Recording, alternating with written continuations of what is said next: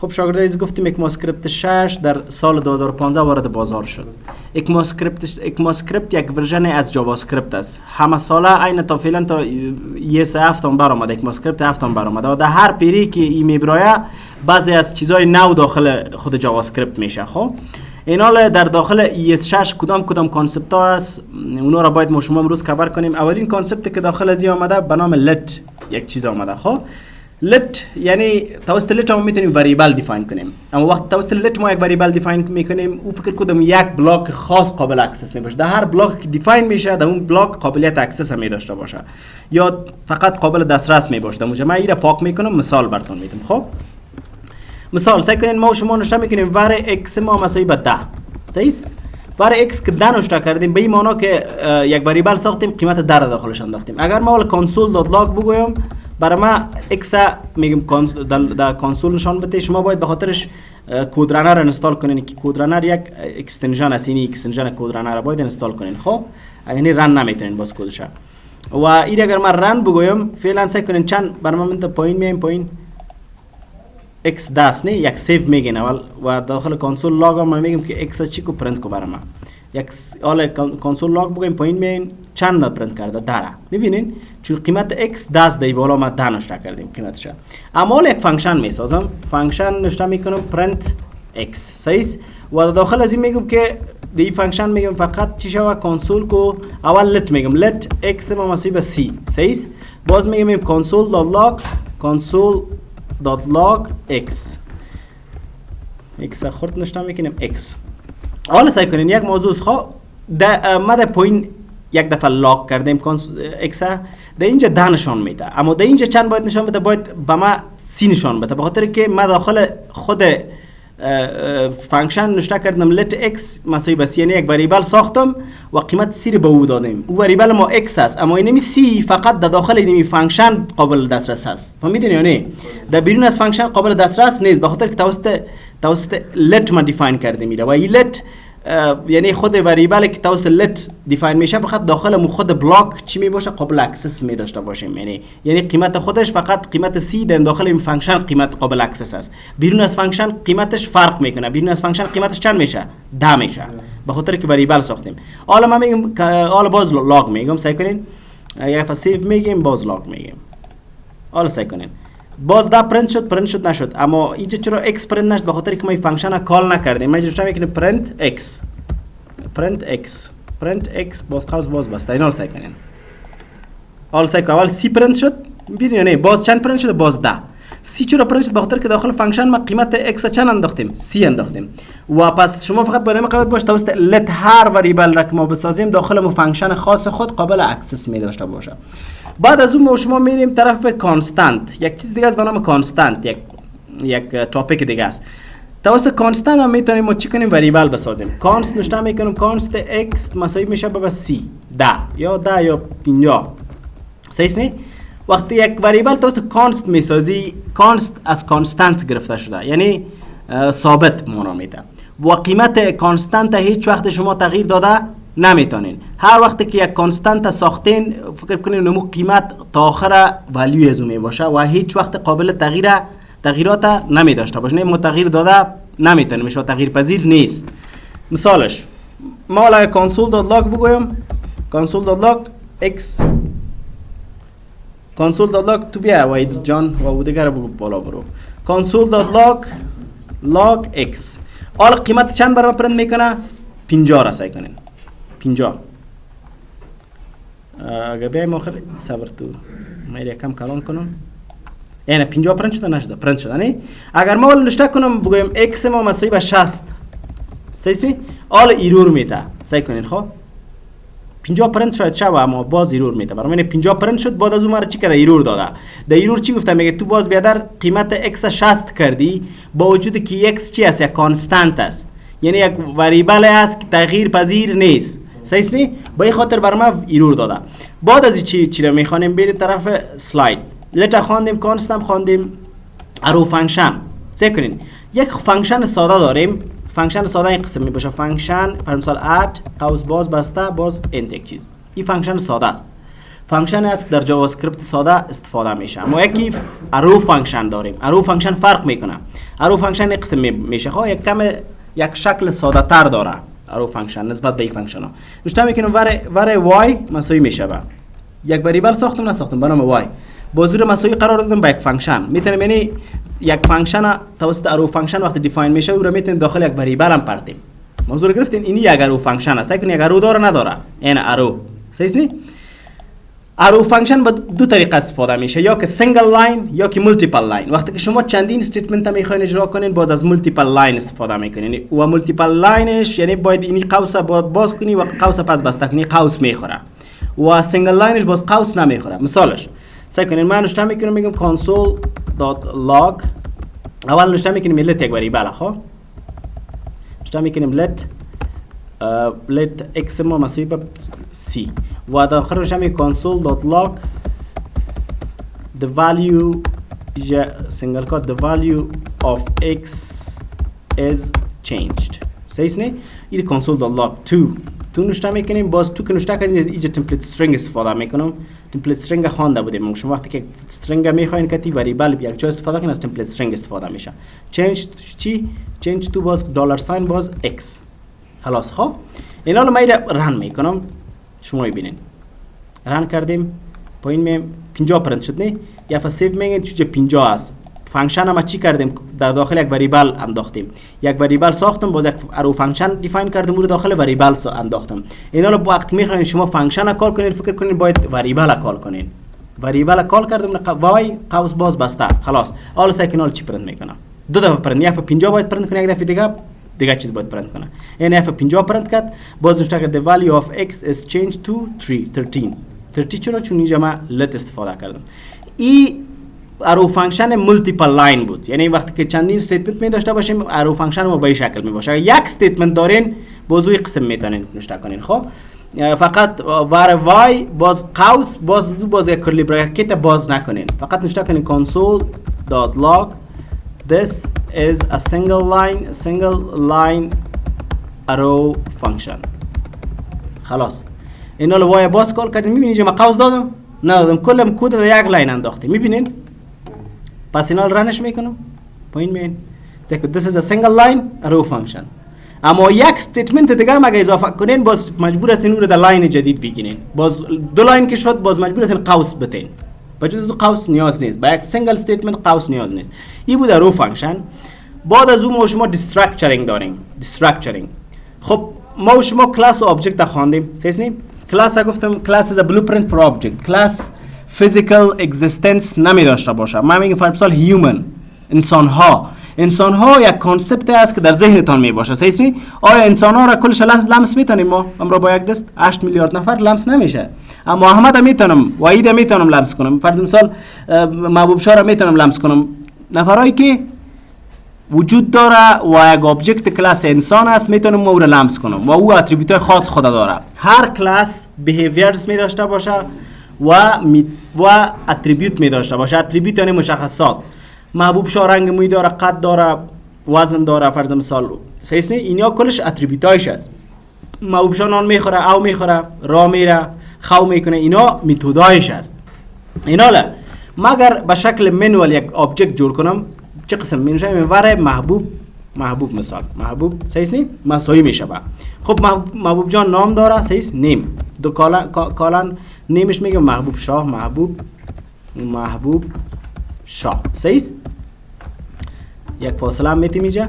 بعد از او کامه باز به این شکل یک شما یک ابجکت میسازین. خب کلاس تا حالا نخوندین چه قسم ساخته میشه اون براتون یاد میدم. محبوب شاه دیگه میگم سن داره سنش هم از 29 یا 23 باز کامه باز نوشته میکنه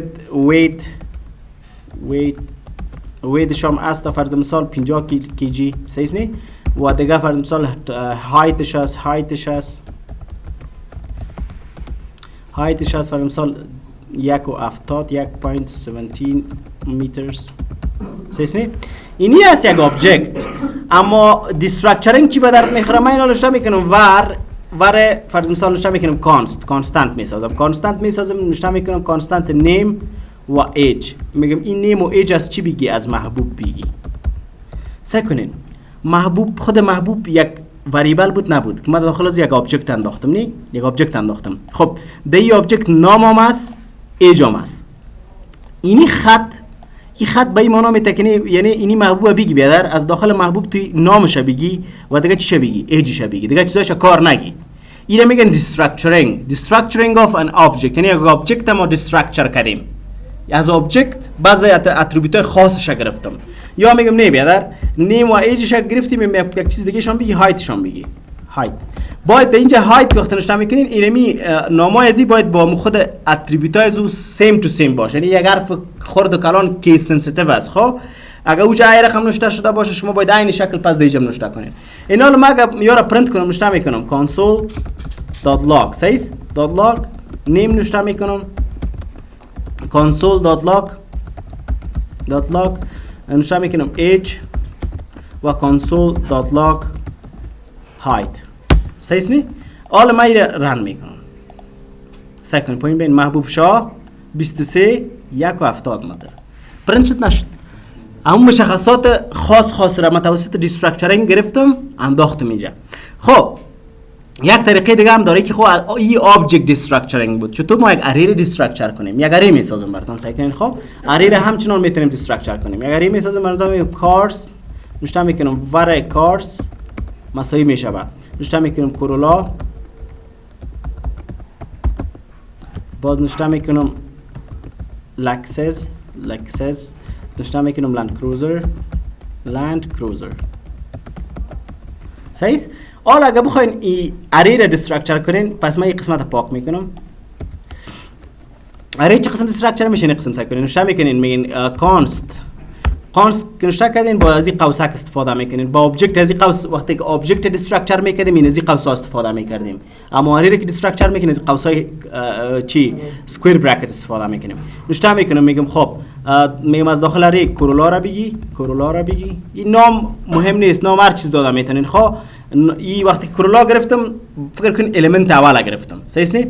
المنت سوم اگه میخواین بگیرین باز چطور میگیرین؟ نشته میکنین کورولا لکسس المنت دوم دی اومد، المنت سوم دی لند کروزر صحیح. و اینو میگم از کجا بگی؟ از داخل کارس. فهمیدین؟ یعنی در داخل کارس هر چیزی که هست تو المنت اول شده کورولا پرتو، المنت دوم شده لکسس پرتو و المنت سوم شده لند کروزر پرتو. حالا اگه میخواین که شما پرینت کنین ببینین که می اومده نامده نشته میکنین console.log صحیح نه کورولا رو پرینت کو میگم باز میگم console.log نشته میکنین لکسس میگم پرینت کو باز نشته میکنیم console.log لند کروزر. حالا ایره رن میکنیم سکنن پایین مین. خب یک ایرور داده اینجا console.log لند کروزر اینجا صحیح است، اینجا هم صحیح است. کنسول خب .log ندادیم اینجا، یعنی .log جور از دیگه مشکل نداره. پایین میایم سکنین حال پرینت شده نشده کورولا لکسس و لند کروزر صحیح نی. خب ما و شما فار لوپ هم خواندیم صحیح نی. یک کانسپت جدید آمده در خود ES6 که یک کم فرق میکنه. یعنی فار لوپ ما شما روش میکنیم فار باز اینیشیالایزیشن بود آی مساوی به 0 نشته میکنیم، نه باز سیمیکالن نشته میکنیم، باز نشته میکنیم آی ما کوچکتر از x دات لنت باز آی پلاس پلاس. اما در اکماسکریپت 6 یک طریقه ساده تر است، به خاطر از اینکه لوپ یک کم ساده تر شده. اینو ما پاک میکنیم. حالا اگه ما بخوایم که با استفاده لوپ اینمی المنت ها را پرینت کنم این قسمی نشته میتونم میتونم فار نشته میکنم فار elements به این معنی چون elements نشته یعنی هر آبجکت خب elements in cars به این معنی قوس باز میکنیم بسته میکنیم. یعنی این چی معنی میده؟ میگینی اری کارز بگی بیادر هر المنتش نامش چی بان؟ elements بان.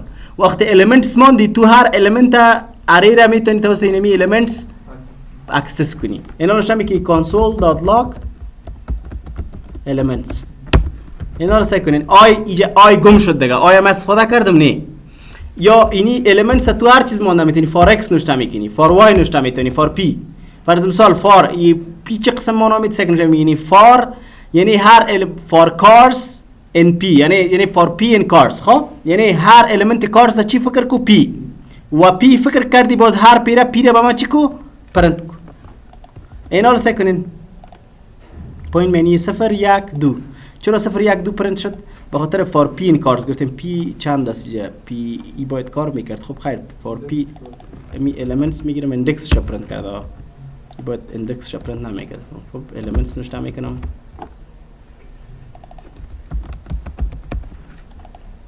این بیشتر کار کرد.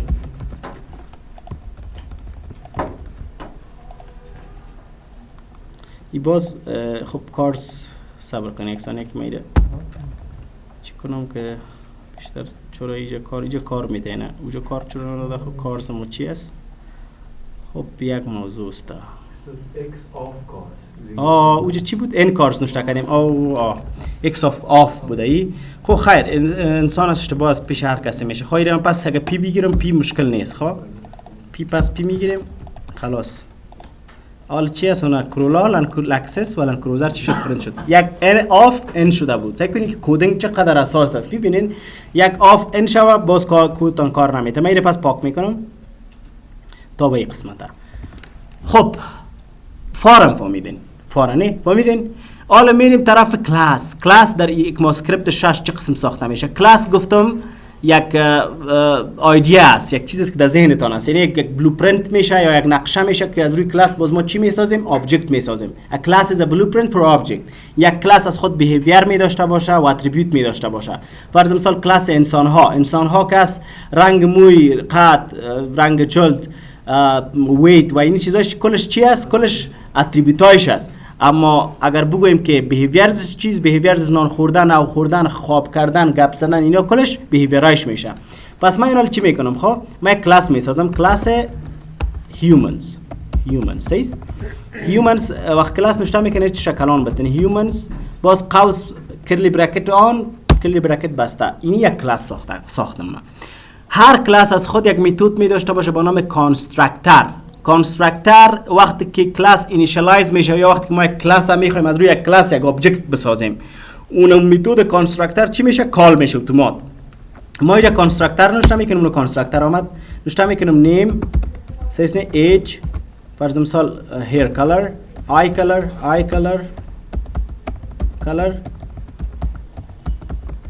و دیگه ایر کلر، آی کلر و دیگه چی میگیریم؟ ویدش هم میگیریم، ویت سیسنی. حالا سعی کنین ای کلاس چی شد؟ ای یک کانستراکتور شد. نه میگیم this dot، میگیم دمی کلاس نام ای کلاس و هر ابجکت کرییت میکنی نامش بگی، نامش مساوی به قرار بده بین نیمی که ما با کانستراکتور روان میکنیم. باز نوشته میکنیم this dot age مساوی میشه به age که با کانستراکتور روان میکنیم. this dot eye color مساوی میشه به eye color ای جی ای ندادیم، یک دقیقه کی جک ای بتیم باید eye color. و this dot weight میگه مساوی میشه به weight. سیسنی اینی کانستراکتورش هم شد و یک میتود هم میگیم داشته باشه.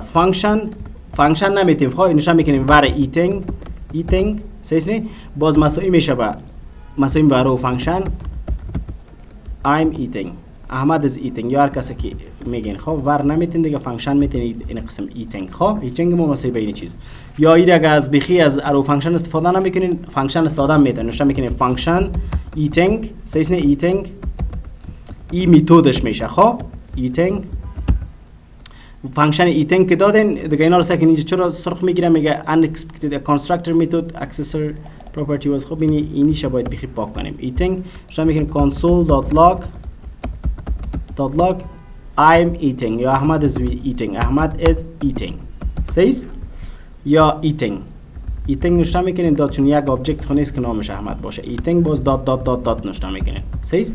ایناله ما وقتی که بخوایم یک چی شد یک کلاس شد میخوایم یک آبجکت از کرییت کنیم. یک آبجکت چه قسم کرییت میشه؟ این قسم خب سکنین نوشته میکنیم به خاطر کرییت کردن یک آبجکت من یکم پایین میارم اینه تو نوشته میکنیم ور احمد یک آبجکت از مثالش سیسنی مساوی میشه به نیو. میگیم نیو توسط نیو میتونیم ما از یک کلاس یک آبجکت چی کنیم؟ اینیشیالایز کنیم یا یک آبجکت از روی یک کلاس بسازیم. نیو که نوشته کردیم باز نیو هیومنز نام کلاس ما بود.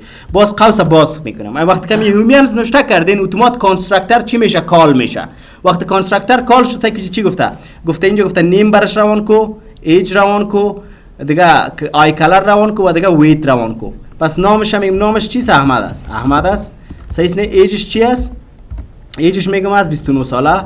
دیگه میگم فرض مثال آی کلرش است براون. صحیح است. و دیگه همچنان ویدش هم است 50 کیلو. 50 کیجی.